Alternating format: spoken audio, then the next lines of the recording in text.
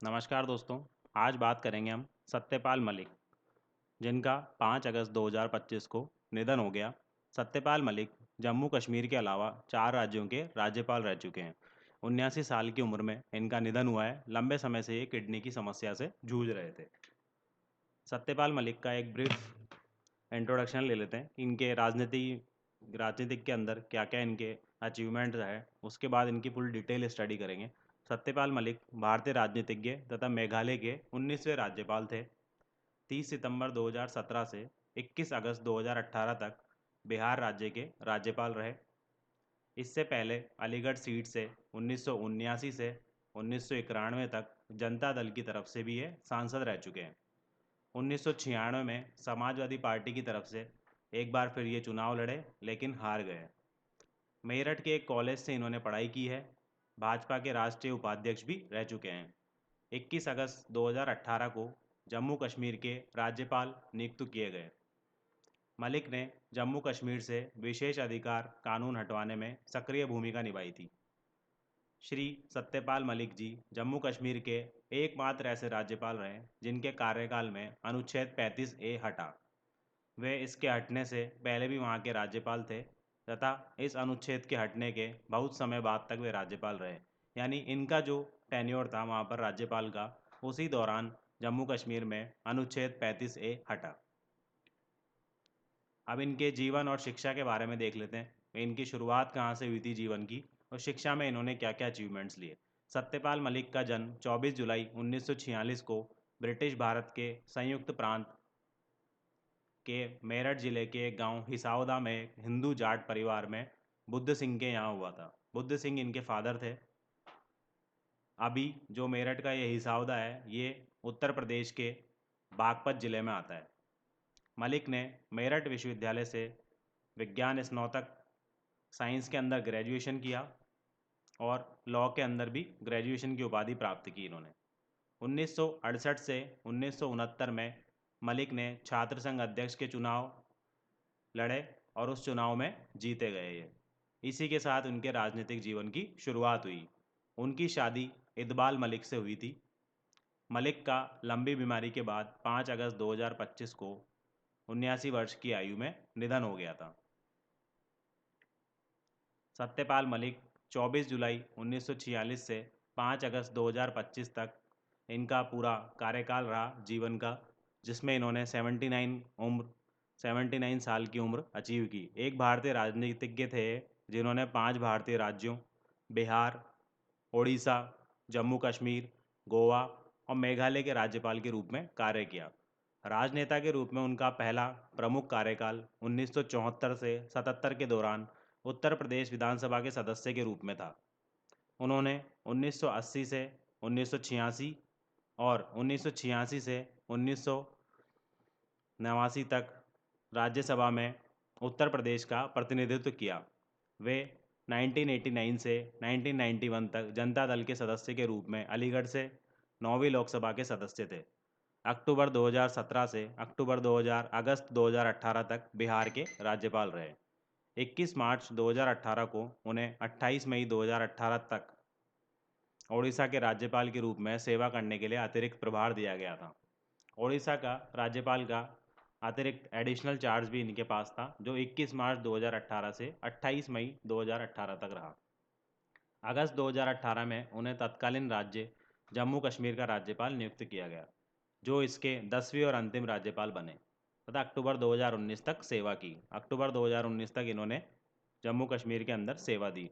उनके कार्यकाल के दौरान अगस्त 2019 में राज्य का विशेष दर्जा रद्द कर दिया गया और इसे 2 केंद्र शासित प्रदेशों में पुनर्गठित किया गया। बाद में वो गोवा चले गए। 18वें राज्यपाल बने गोवा के अंदर। अक्टूबर 2022 तक मेघालय के 21वें राज्यपाल के रूप में कार्य किया।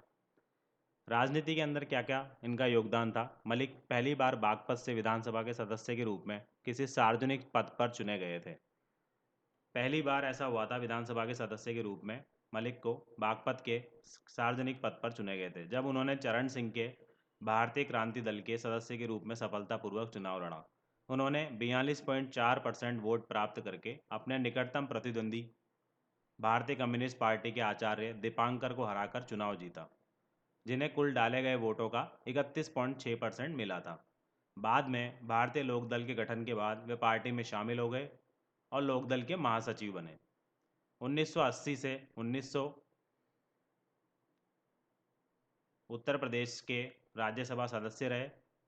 1989 से 1991 तक जनता दल के टिकट पर अलीगढ़ से लोकसभा सदस्य। 1996 सपा के टिकट पर अलीगढ़ से लोकसभा चुनाव हारे, केवल 40,779 वोटों के साथ चौथे स्थान पर रहे। 2012 भाजपा के राष्ट्रीय उपाध्यक्ष नियुक्त किए गए। राज्यपाल किस किस स्टेट के अंदर किस किस टाइम पे रहे, ये क्वेश्चन आपके एग्जाम्स के अंदर आ सकता है। तो बेसिकली ये इनके पास 5 राज्यों के राज्यपाल रह चुके हैं ये, उसमें अतिरिक्त प्रभार इनको ओडिशा के राज्यपाल का था। एक बार टेन्योर देख लेते हैं इनका, किस किस टाइम पे क्या रहा था। 30 सितंबर 2017 से 21 अगस्त 2018 तक बिहार के राज्यपाल रहे।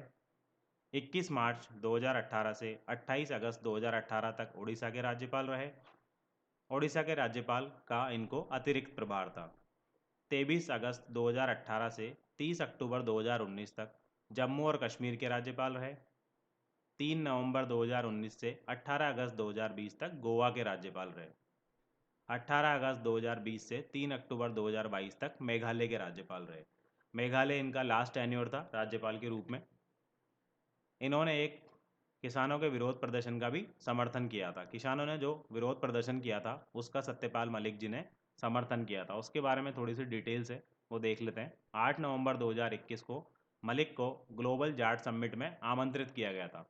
अपने भाषण में उन्होंने 2020 से 21 के भारतीय किसान विरोध प्रदर्शन के बारे में भारत सरकार को चेतावनी दी और कहा, आप सिखों को मात नहीं दे पाएंगे। गुरु के 4 बच्चों का वध कर दिया गया है, लेकिन गुरु ने आत्मसमर्पण करने से इनकार कर दिया। अब जाटों को भी नहीं हरा सकते, ये उनके कहे हुए वचन थे। उन्होंने यह भी कहा, इंदिरा गांधी जानती थी कि उनकी हत्या कर दी जाएगी और उन्हें मार दिया गया। उन्होंने पुणे में जनरल वैद्य को और लंदन में माइकल ओडायर को मार डाला। मैंने तो यहाँ तक कहा है कि सिख समुदाय के धैर्य की प्रतीक्षा मत लीजिए। इसे सिद्धू मूसेवाला के विवादास्पद गीत SYL के ऑस्ट्रा स्पिन केट के रूप में इस्तेमाल किया गया था।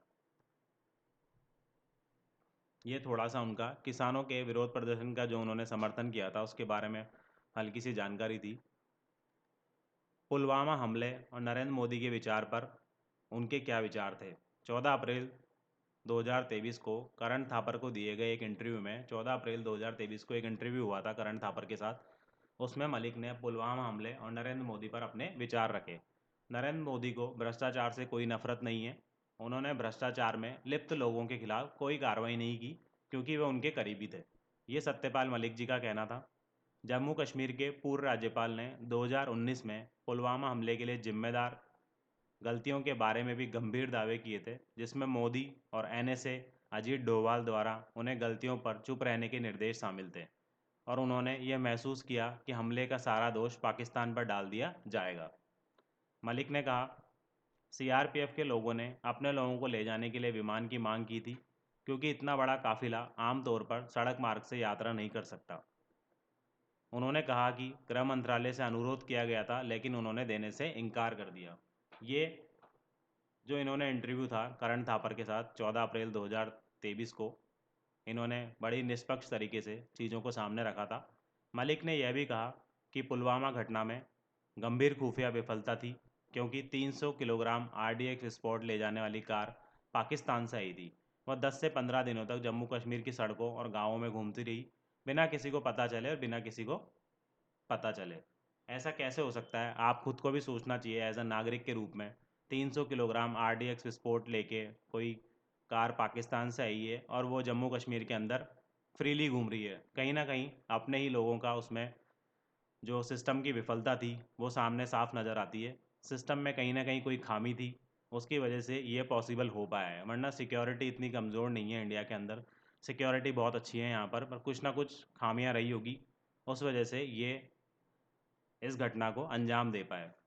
Thank you so much. आप लोगों का बहुत बहुत धन्यवाद मुझे सुनने के लिए। द एजुकेशन हब पे इस तरह के आपको वीडियो आगे भी मिलते रहेंगे ताकि आप लोगों का नॉलेज बढ़ता रहे। Thank you.